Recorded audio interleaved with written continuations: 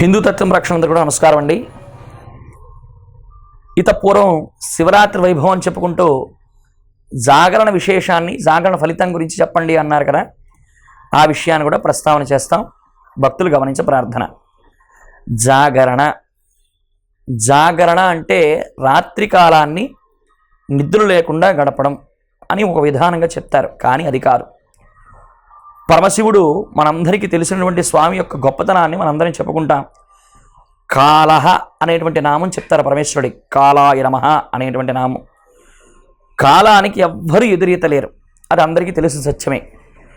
శ్రీకృష్ణ పరమాత్ముడు కూడా కాల కలయితామహం అని భగవద్గీతలో ఒక వాక్యం ఉంటుంది. కాల అధీనంలో, కాలుడు అధీనంలో ఈ ప్రపంచం అంతా కూడా వేచి ఉంటుంది. కాల కలయితామహం అంటారు. అందుకని కాలస్వరూపంగా ఉండేటువంటి పరమేశ్వరుడు లోకమునందు ఆవిర్భవించి ఉండేటువంటి ప్రతి జీవరాశిని కూడా తనలోకి తీసుకుంటూ ఉంటాడు. ఎందుకని అంటే మీరు బాగా గమనించాలి. సృష్టి కార్యం నిర్వహించేటువంటి వారు బ్రహ్మగారు, స్థితి కార్యం నిర్వహించేవారు శ్రీ మహావిష్ణువు, లయ కార్యం నిర్వహించేవాడు పరమేశ్వరుడు. లయము అంటే అర్థం ఏంటో తెలుసండి? తనని చేరుకోలేని భక్తుల్ని, తన దాదాప్యత తన పాదములు చేరుకోలేనటువంటి భక్తుల్ని కొంతకాలం ఉన్న తర్వాత తనలోకి ఐక్యం చేసుకొని పరమానందాన్ని ఇచ్చేటువంటి వాడు పరమేశ్వరుడు. అంతేగాని ఆయన ఏదో రుద్రభూమిలో ఉంటాడండి, మరుభూమిలో ఉంటాడు, ఆయన వేరే రూపంతో ఉంటాడు అనేటువంటి భావన రాకూడదు. ఎంతకాలం జీవనయాత్ర పొందుతాడు మానవుడు, ఎంతకాలం జీవించి ఉంటాడు మానవుడు, జీవించి ఉన్నంతకాలం ఒక్కనాడైనా ఆనందంగా గడుపుతాడా? ఏమీ గడపడు. ఎప్పుడూ పుట్టిన పిల్లవాడి దగ్గర నుంచి చిట్ట చివరి శరీరాన్ని విడిచిపెట్టేంత వరకు కూడా ఏదో ఒక యాతనతో శరీరాన్ని గడుపుతూనే ఉంటాడు. అటువంటి వ్యక్తి తన యొక్క జీవనాన్ని సంపూర్ణంగా ముగించుకొని ఆ శివ సాయుధ్యాన్ని పొందడానికి కావలసినటువంటి స్థితిని ఏర్పరిచేటువంటి మహానుభావుడు పరమేశ్వరుడు. అందుకని కాలహ అని పేరు. కాలుడు, కాలహ అని పేరు. కాలానికి అర్థం రాత్రి ప్రమాణంగా చెప్తారు. మీకు బాగా గమనిస్తే కాలానికి అర్థం చెప్పండి అంటే రాత్రి ప్రమాణంగా చెప్పండి అని చెప్తారు. మనకి అమరకోశమనందు గ్రంథముల ఎందు ఇదే ప్రస్ఫుటంగా చెప్పబడింది. అందుకని కాలానికి రాత్రి ప్రమాణమే. మీరు ఏదైనా సరే ఒక ఉత్సవం నిర్వహించామనుకోండి, ఇప్పుడు వినాయక నవరాత్రులు రాత్రి ప్రమాణంగా చెప్తారు ఉత్సవం చేయాలన్నా. లేదు ఏదైనా ఒక కార్యాన్ని నిర్వహించామనుకోండి, రాత్రి భాగాన్ని చూపిస్తారు. రాత్రి ప్రమాణంతో గడుస్తుంది. ఒక రాత్రి గడిచింది అంటే ఒక రోజు గడిచినట్టే మన జీవితంలో. అందుకని రాత్రికి అంత ప్రాధాన్యత ఇస్తారు. ఏంటంటే మనం నిద్రపోతున్నాం కదా అనుకోవచ్చు. ఎందుకంటే మనం ప్రతినిత్యము కూడా మన జీవితకాలంలో అనేక లయకార్యములు చూస్తాం. లయకార్యములు అంటే ప్రళయకాలములు. ఆ ప్రళయాలు కూడా 3 విభాగాలుగా ఉంటాయి. నిత్య నైమిత్తిక ప్రళయము, ప్రళయము, మహాప్రళయము. నిత్య నైమిత్తిక ప్రళయము. నిత్య నైమిత్తికం అంటే ప్రతిరోజు కూడా ప్రళయం సంభవిస్తుంది అని చెప్పారు. ఎలా అని చెప్తారు మీరు? నిత్యం కూడా ప్రళయం వస్తుందని అంటే మనమే, మన చుట్టూ ఉన్నటువంటి వాతావరణమే, మనం తిరిగినటువంటి రోడ్లే, మనం తిరిగేటువంటి గ్రామమే. అదే గ్రామంలో ఏదో రాత్రి 10 గంటలు దాటిన తర్వాత ఒంటరిగా నడిచి రమ్మంటే ఎలా ఉంటుందండి? చాలా భయపడతాం.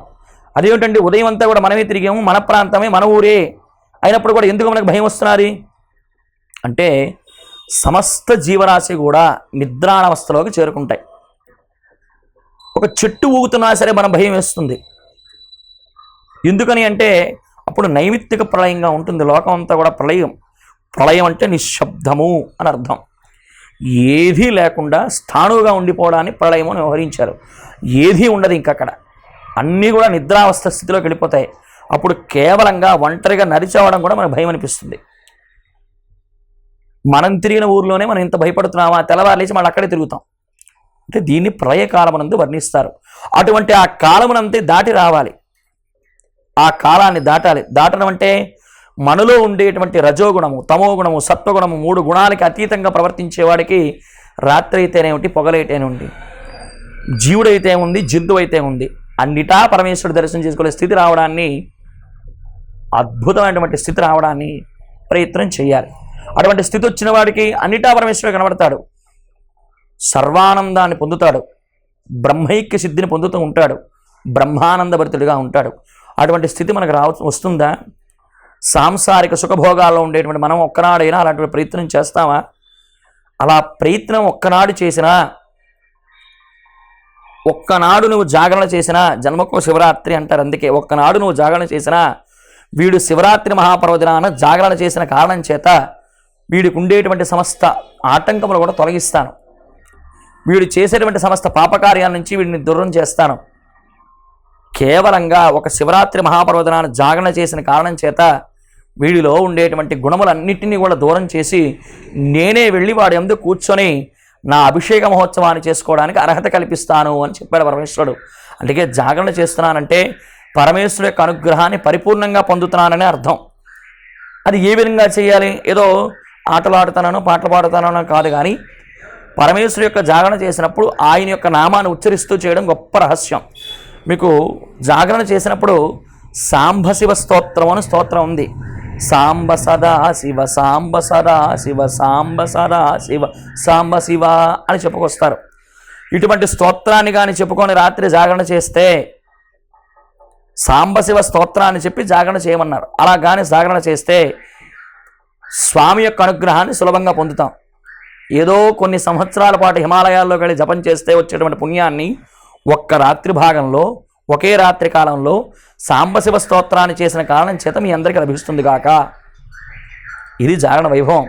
ఇలా ఎవరైతే జాగరణ చేస్తారో వారందరూ కూడా పరమేశ్వరు యొక్క అనుగ్రహాన్ని పరిపూర్ణంగా పొందుతూ ఉంటారు. నమస్తే.